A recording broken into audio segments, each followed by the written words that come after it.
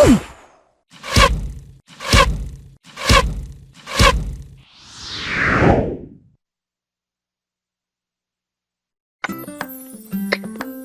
saat ini kita masuk dalam materi pengantar kepemimpinan dalam kebidanan. Nah, ini bidan adalah profesi yang benar-benar harus dijiwai. Jadi ini kita masih belajar pada tahap awal ya, karena baru tingkat 2. Tapi harus memahami bahwa ini saya belajar atau saya jadi bidan, ini betul-betul profesi pilihan saya yang memang harus saya jiwai. Karena sangat menuntut tanggung jawab, Bidan juga diminta akan menjadi pemimpin di tengah masyarakat. Jadi makanya belajar juga tentang masyarakat, belajar juga komunikasi, belajar juga tentang ilmu kesehatan masyarakat, belajar juga tentang advokasi ya kepada pihak-pihak lain untuk bekerja sama sehingga program bidan dalam desa tersebut berhasil. Terus juga bidan adalah orang yang berperan penting dalam menciptakan atau terciptanya ibu dan anak yang sehat. Jadi kan karena tujuannya keberadaan bidan yang berkualitas, bidannya harus profesional supaya angka kematian ibu turun karena pelayanannya bagus, pelayanannya bermutu gitu. Sehingga ibu dan anaknya bisa sehat. Dan ini kalau ibu dan anak sehat tentunya keluarga juga bahagia gitu. Serta generasi sehat, bangsa yang sehat. Kok bisa Bu generasi bangsa yang sehat? Iya, karena kan pemantauan setelah lahir nanti ada program ASI eksklusif. Mulai dari situ. Sebenarnya sih mulai dari sejak kehamilan ya, 1000 hari kehidupan. Itu 1000 hari pertama kehidupannya itu mulai dari sejak konsepsi sampai si anak ini usianya 2 tahun. Ini benar-benar digodok terus dipantau. Nah, ini kan supaya generasinya sehat. Gitu ya.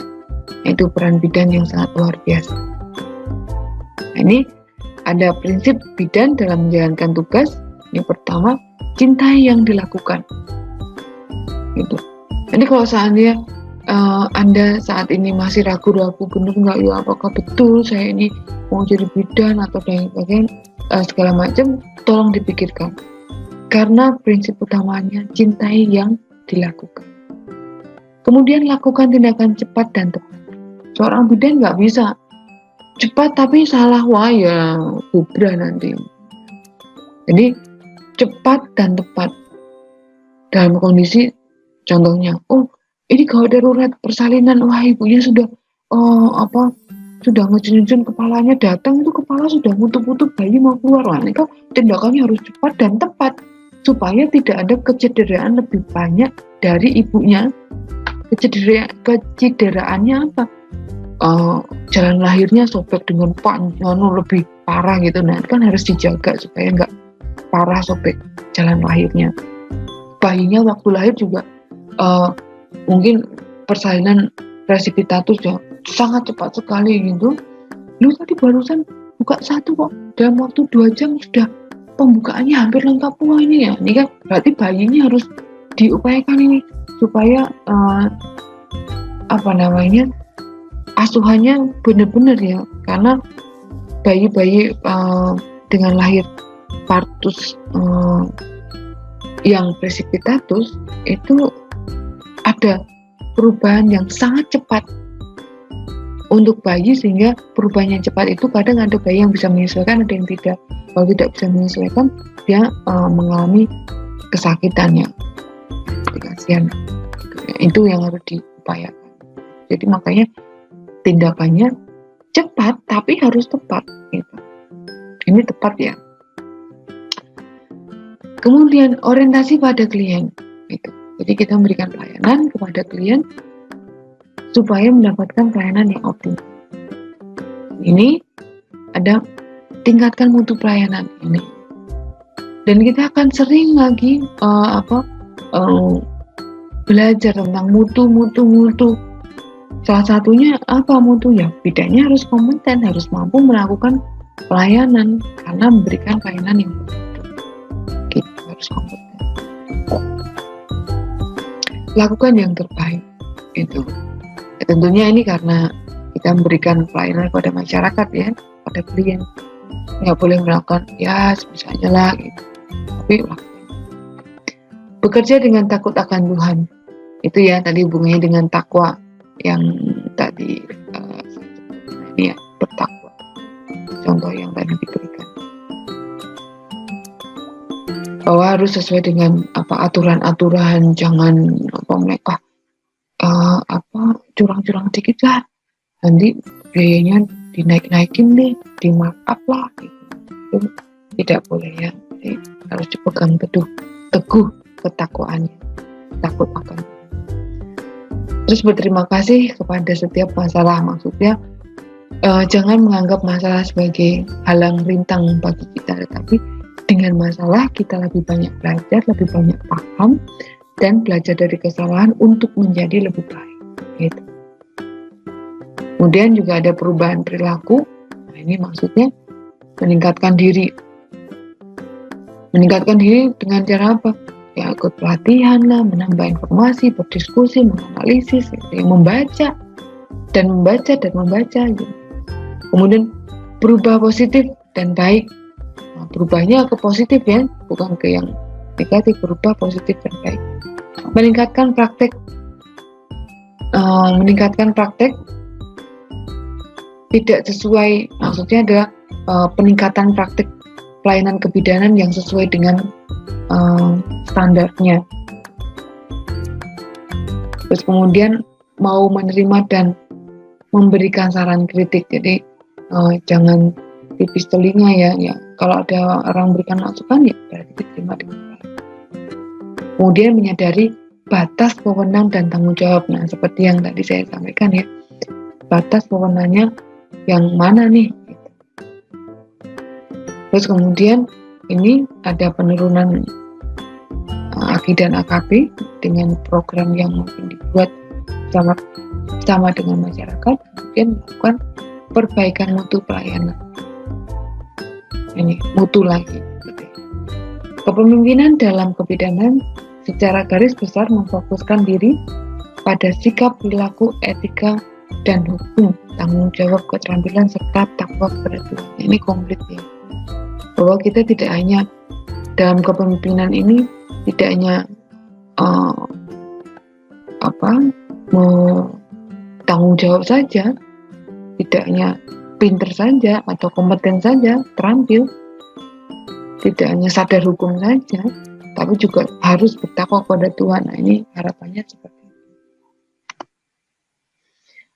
Nah, ini ada keterampilan bidan sebagai leader. Apa yang bisa kita pelajari di sini? Mempelajari keterbatasan pengetahuan dan keterampilan dan menolak setiap tugas atau tanggung jawab di luar wewenang dan tanggung jawab bidan. Jadi harus benar-benar sadar terkait dengan batas kewenangan dan tanggung jawab. Tugas dan kewenangan bidan harus dipahami betul, dikuasai bahwa ini memang tugas bidan, ini bukan tugas bidan. Kalau bukan tugas bidan, mohon maaf tidak bisa saya layani, sehingga akan lebih baik saya rujuk ya, itu karena ada yang lebih kompeten. Terus kemudian menerima tanggung jawab kepemimpinan dalam praktek kebidanan. Tanggung jawab memimpin, merencanakan, melaksanakan, memonitoring, melaporkan tanggung jawab dalam praktek pelayanan kebidanan. Kemudian menggunakan kemampuan untuk berpikir secara proaktif, perspektifnya luas, dan mampu menerima kritik dalam menyelesaikan suatu permasalahan. Jadi proaktif itu kalau proaktif itu lebih lebih mendekati, lebih aktif kayak gitu ya.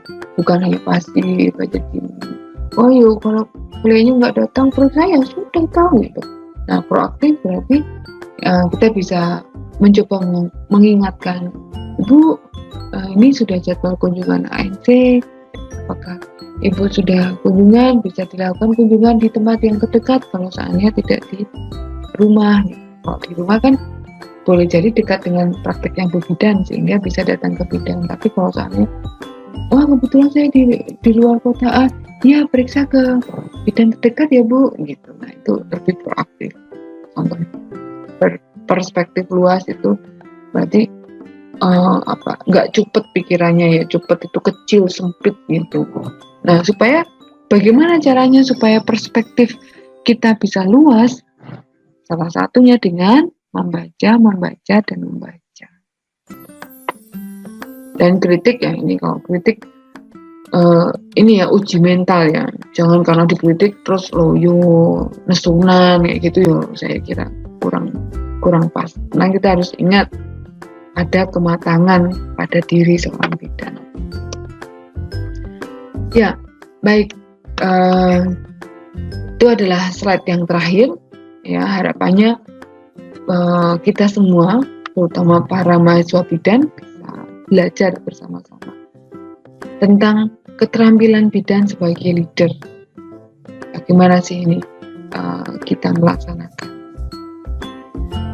Ya, semoga penjelasan ini dapat memberikan informasi wacana untuk kita semua. Terima kasih.